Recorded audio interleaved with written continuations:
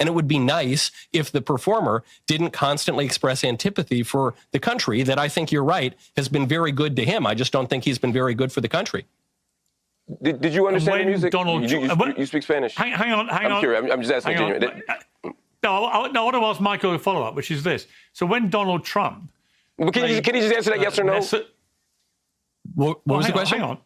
Well, do you speak Spanish? Did you understand the music? No, I have Italian, a touch of French, and Latin, but unfortunately, Bad Bunny doesn't sing in any of my preferred languages. This is just so stupid. Mark Lamount Hill really thinks he's doing something here with the "do you speak Spanish" line? Like, okay, since when do you need a linguistics degree to know if a performance is trash or if the guy hates the country? It's such a weak bottom of the barrel move. Michael just lists off 3 other languages and shuts it down instantly. I mean, come on. The "you can't have an opinion" card is just lazy. It's pathetic, honestly. Morgan uncensored. And say, actually, it applies to our side too. If you've been really critical of a president or a presidency, then de facto you're criticizing the country and you disqualify yourself from being able to perform the halftime show. In other words, I think there is an intellectual dishonesty here, and it's very tribal.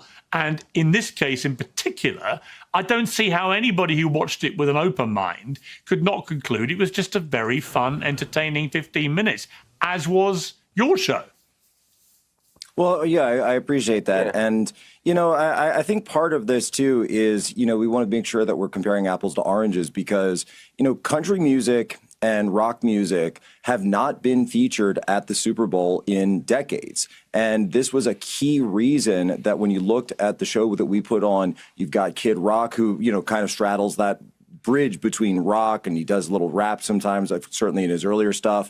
And then he also has country music with his newer stuff, moving obviously now into Christian with his latest song, which is tearing up the charts right now, Till You Can't, that cover that he did, added to it with the tribute to Charlie. And so this is a group of people, this audience of people, which, by the way, overlaps very much with the demographics of who watches the NFL, who watches the Super Bowl, that has been completely underserved because for years, the Super Bowl, going back to 2019, signed a deal with Rock Nation that's run by Jay-Z, as Megyn Kelly was talking about that a little bit a while ago.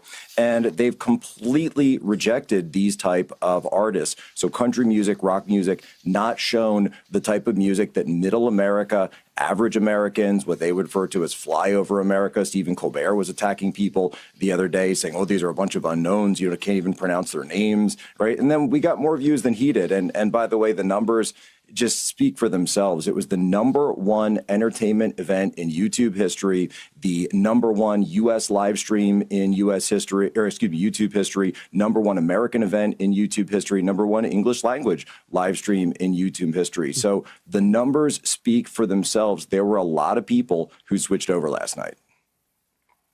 But why can't we just enjoy both? Why does it have to be politicized, or as Glenn put it, catastrophized, where everyone races to be kind of virulent, when actually, what's there to be virulent about? I mean, if Bad Bunny had turned all political during the performance, I'd agree with you. It would have been inappropriate. Well, he was politicizing it before. He was the one who politicized it in the first place. This isn't even the first time that Bad Bunny has played a Super Bowl. Right, he performed with Shakira back in 2019 when she was up on stage. He had a smaller part, a backup singer, but he wasn't being political back then. So nobody really batted an eye. Nobody had a problem with it. And Shakira, obviously, she's, I think, Colombian. Jennifer Lopez played there. She has a Puerto Rican ancestry. And nobody cared. It was just a nice Latin music show. The point was that he was being political all the way through. His choice back, I think it was October when they announced him, is really what drove so many people to say, you know what, I don't want to watch a show like that. We're going to turn the channel. We're going to put on something else. And look, the numbers don't lie. You can't argue with that YouTube data. It was the #1 live stream in history. Why? Because people are starving for this. And I love how Piers tries to play the why can't we all just get along card. Like, oh, why politicize it? Piers, come on. It was already politicized. That's the whole point. The issue isn't Latin music. Nobody cared when Shakira or J-Lo did it. It was fun. The issue is when you pick a guy who spends all his time trashing half the country, and then you act shocked when people turn the channel. It's not tribalism to stop watching people who hate you. And then you have Stephen Colbert. I mean, what a joke. He's out there mocking these artists, calling them unknowns, trying to be the smartest guy in the room. Meanwhile, his ratings are in the toilet, and these unknowns just broke the internet. It just shows how out of touch these late night guys really are. Middle America has been totally ignored by the NFL and Jay-Z since 2019. And the second they get something for themselves, the elites lose their minds. I mean, give me a break. People People are just done with being preached at. They want to watch a show that actually represents them for once. Yeah, so Michael just Knowles, to be clear, I mean, well, hang on one second. Just going to go to Michael. I made this point to Megyn Kelly earlier, is in a way, he's the perfect American story. He was born in Puerto Rico, part of the United States. His dad was a truck driver. His mum was a teacher. He wasn't born with any money or any privilege.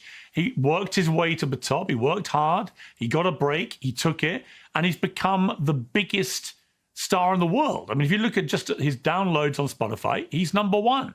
He's the guy.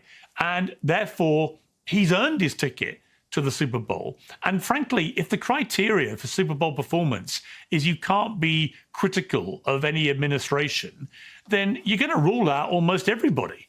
Most of these celebrities, for better or worse, at some stage criticize a president or a presidency, and it depends whether they're from the right or left, which one they do. But if we're going to... Look, Piers is right about one thing. If you banned every artist who ever talked trash about a politician, the Super Bowl halftime show would basically just be a puppet feeder. It's true. Almost everyone at that level has said something. But Piers is completely missing the point here. He's going on about the American dream and the guy's dad being a truck driver and his Spotify numbers. Okay, fine. He's a big star. We get it. But let's be real for a second. We know how this works. The NFL, the big networks, they aren't looking for rebels. They're looking for a specific kind of rebel. You can criticize the right all day long. Call them whatever you want. Be as edgy as you like against that side of the aisle, and you'll still get the gig. It's brave when you do that. But find me one artist who actually goes after the left and gets invited to the Super Bowl. You can't. It doesn't happen. They wouldn't even be in the conversation. So yeah, everyone criticizes the government, but it's a one-way street. Let's not pretend it's some even playing field where everyone's just expressing themselves. It's not. There's no way. Be honest about this. I don't think that can be a criteria for deselection. Nobody wants them politicizing the actual performance. But if we're going to say, look, you can't be critical or politically active at all, and otherwise you can't perform, who's going to be left?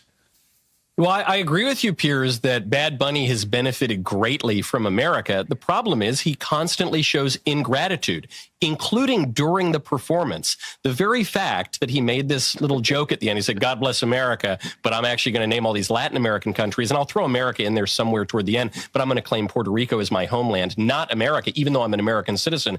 That is an expression of the kind of ingratitude that we were expecting from Bad Bunny. The fact that if we were supposed to have this great unifying performance, the fact that he sang exclusively in a language that most Americans and certainly most Super Bowl viewers don't speak is offensive. That demonstrates an ingratitude toward the country. And even if he were talented and skilled, and I'm not saying that he is, I find his music awful. I'm totally with Glenn there.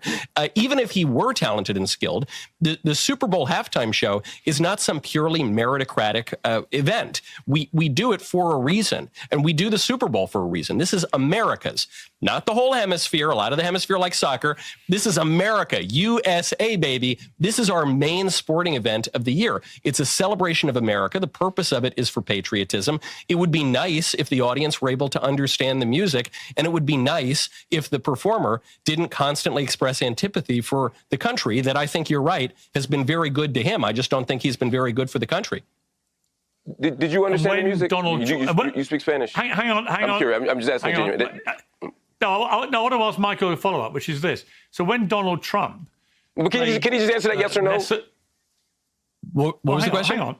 Well, do you speak Spanish? Did you understand the music? No, I have Italian, a touch of French, and Latin, but unfortunately, Bad Bunny doesn't sing in any of my preferred languages. Esperanto would have been better. Okay, but Lucio... I only asked because you criticize his talent as a... Go ahead. Well, I'll come back to it.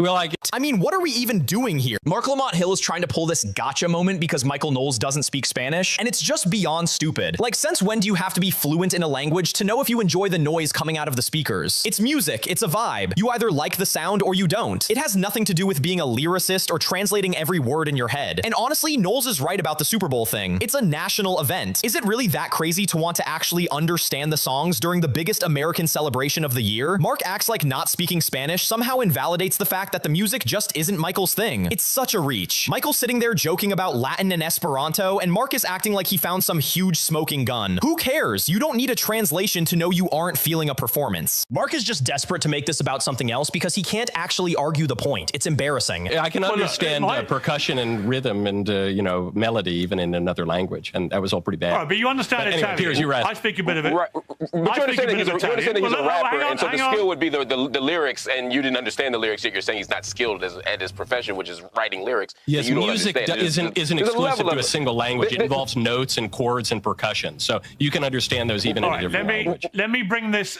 right, back but that's not the point I'm making. You're being obtuse. He's being obtuse. What I said is his skill as a writer is to. I understand what music means, but what we're talking about was his writing. You said his skill, his express skill is writing music. It's lyrics. And you're saying you didn't understand the lyrics and you're doubting his skill. You inserted that because you tried to make a point that I refuted.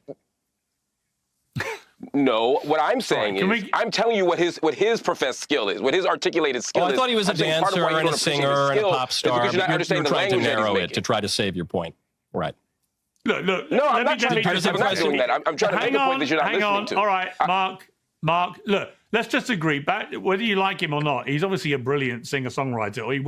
Look, let's be real here. You don't have to bow down and call Bad Bunny some legendary genius just because he's popular. I don't think his music is the worst thing ever, but I'm certainly not out here seeking it out. It's just, it is what it is. But this argument from Mark Lamount Hill, it's so exhausting. He's trying to say Knowles can't have an opinion because he doesn't speak Spanish. Seriously? Think about that for 2 seconds. Most of the people in the US obsessed with Bad Bunny don't speak a lick of Spanish either, but nobody tells them they aren't allowed to like it. Their opinion is valid because they're fans, but the second you don't like it, suddenly you're obtuse or you don't get the skill. Give me a break. Knowles is 100% right. Music is notes, rhythm, and melody. You can hear if a song is bad without needing a dictionary. Mark is just doing that typical woke thing where he tries to gatekeep criticism. It's just a cheap way to shut down an argument he's losing. It's honestly embarrassing to watch.